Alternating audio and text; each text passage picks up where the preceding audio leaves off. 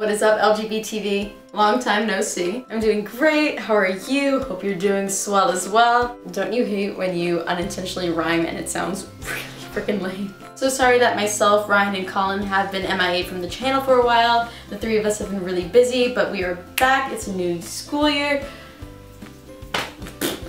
I really had such an amazing summer. I moved, I had a really cool job opportunity. I got to go to LA for VidCon for the first time, meet some awesome YouTubers and stuff. I can't believe seriously how long I've been with you guys. When I first auditioned for LGBTV, it was when I was going into my freshman year of college, and now I'm a junior. And I'm taking 20 credit hours this semester because I'm a freaking idiot. This week's topic is being LGBTQ in school. Now take it from someone who's been there in high school. Been there, done that, it sucks at times, yeah. Really important. I mean, let's be honest.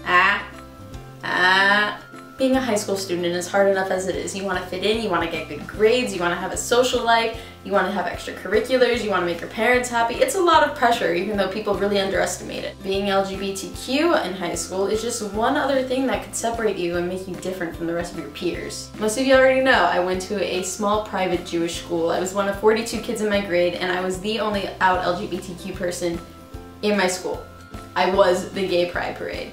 Unfortunately, you have those kids in your grade who can be a little slow and not realize we're in the 21st century and can be homophobic and bully and just be a really stupid person in general in regards to those concepts. So what I always recommend, especially if someone is making fun of you based on a minority such as your sexual orientation, your race, your religion, always tell a teacher. I know it's not exactly the cool thing to do. Once again, I was there. But if you don't, it's only going to persist and get worse, and the sooner you nip it in the butt, the better, because eventually it will get to that level when you do need to tell a teacher. So you might as well tell it when it's the least amount of trouble, so it doesn't escalate into something further, versus telling them when it's this huge catastrophic thing and they get like suspended and stuff for long-term bullying, because it's not okay. It is never okay to be bullied. Also, if someone is bullying you for being gay and you don't want people to find out, such as your teacher, so that makes you uncomfortable going to them, telling a teacher that someone is making fun of you for being gay doesn't mean you are gay. It means they're making fun of you for something. There's always that kid that calls someone else stupid, but they can really be highly intelligent. All because someone says something doesn't mean that it's true.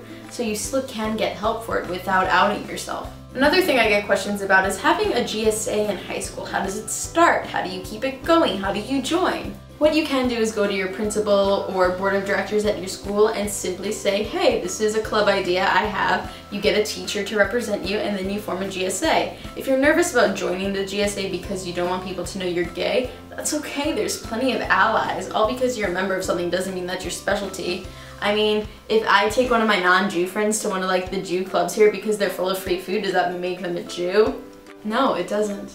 If your parents ask why you're joining a GSA, say you have a gay friend and you want to be there and support it. If you don't make a big deal out of joining it, most likely other people won't either. I'm not transgendered, and I do have cisgender privilege, so I can't speak on behalf of the transgender community, and you would prefer to go by a different pronoun or a different name, I would suggest talking to your teachers about it in private, maybe even your principal, and having your name changed on the roster. When I had friends that were in public school that preferred to go by their middle name instead of their first name, they would simply tell their teacher and could get it changed like that, no problem. I personally didn't do a lot of relationships in high school. I would, talk to a girl here and there, but I didn't really have a lot of serious relationships until later on in high school because I was a really big nerd and focused on my studies.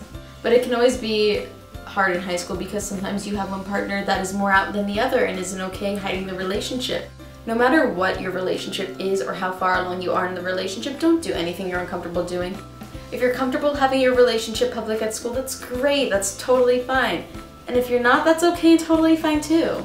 I feel like I'm just throwing you guys a bunch of solutions I really wish I had growing up. No matter what, focus on your studies first. Always put your grades first, because that's going to define your entire future, which is a lot of pressure to put on a teenager, but unfortunately that's the way our society is. So beat the system, be a bookworm, do extremely well and impress your friends.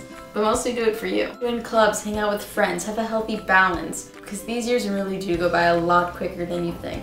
Alright guys, that was your topic for this week. If you have any personal questions for me that you want me to address in next week's video, leave them in the comments. I check every single one. Also, the links for my personal YouTube channel, my Facebook, my Twitter, my merch store, my P.O. box, if you want to mail me something, it'll all be down there in the description as well. I love you all. Have a fantastic Monday and a fantastic rest of your week. Bye.